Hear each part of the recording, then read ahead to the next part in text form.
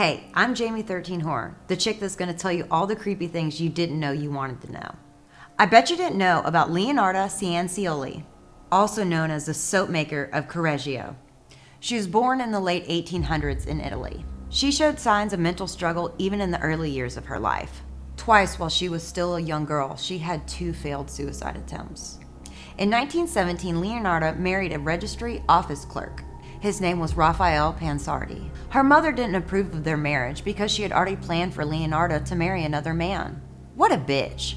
For that reason alone, Leonarda claimed her whole life that her mother had put a curse on her and Raphael both. In 1921, the couple moved to Raphael's hometown where Leonarda was arrested for fraud. When she was released, they moved again, only to have their home completely destroyed by an earthquake. Well, that sucks.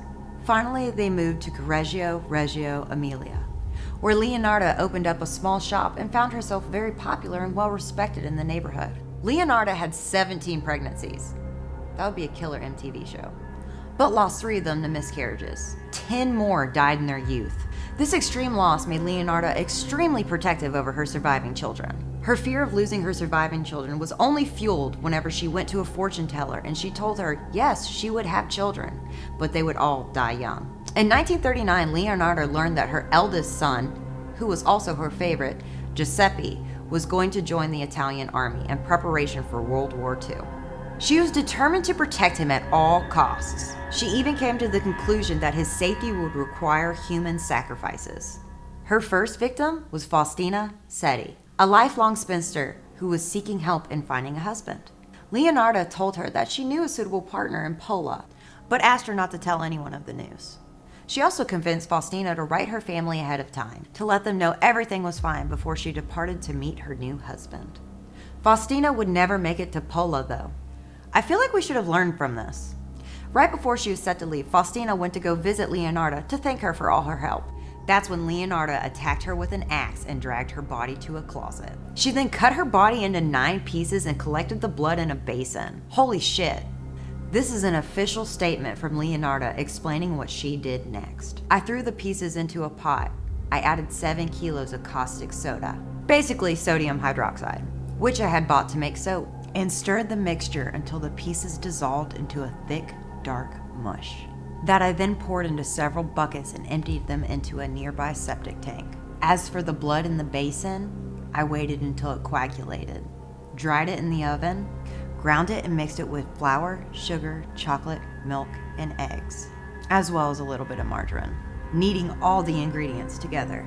I made lots of crunchy tea cakes and served them to the ladies who came to visit, though Giuseppe and I also ate them. It was rumored that Leonarda also pocketed 30,000 lire as payment for her services. Leonarda's second victim was Francesca Soavi. She was a woman who was just looking for a job. Leonarda told her she had found her one at a school for girls. Just like she did with Faustina, she convinced Francesca to write her family, telling them of her new job and soon-to-be travels, while also telling them that everything was okay. Also, like with Faustina, she went to go visit Leonarda to thank her for all her help. When she arrived to thank Leonarda, she was given drugged wine and murdered with an axe. Francesca's body was also given the same treatment.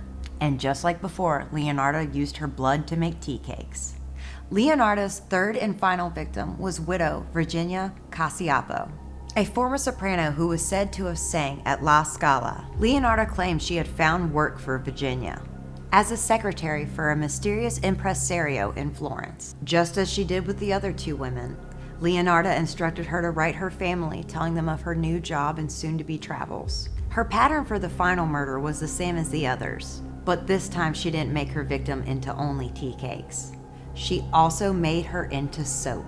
This is an official statement from Leonarda on making the soap.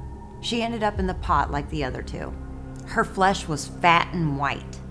When it melted, I added a bottle of cologne. And after a long time on the boil, I was able to make the most exceptional creamy soap. I gave bars to neighbors and acquaintances. The cakes were better too. That woman was really sweet. It was said that Leonarda pocketed 50,000 lire, assorted jewels, and public bonds as payment from Virginia. Virginia's sister-in-law, Albertina Fanti, grew suspicious of her disappearance. And the last time she had seen her, she was entering Leonarda's home. She went to the superintendent of police to express her concerns. An investigation was opened and Leonarda was arrested shortly after. Leonarda refused to confess until they tried to switch the blame to her son Giuseppe. She immediately confessed and provided detailed accounts of what she had done to protect her son from any blame. Leonarda was tried for murder in 1946. She showed no signs of remorse.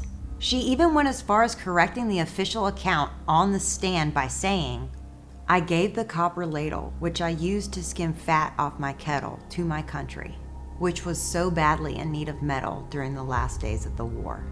Leonarda was found guilty and sentenced to 30 years in prison and 3 years in a criminal asylum. She died of cerebral apoplexy in the Women's Criminal Asylum in October of 1970. A number of artifacts from her crimes, including the pot she boiled her victims in, are on display in the Criminological Museum in Rome.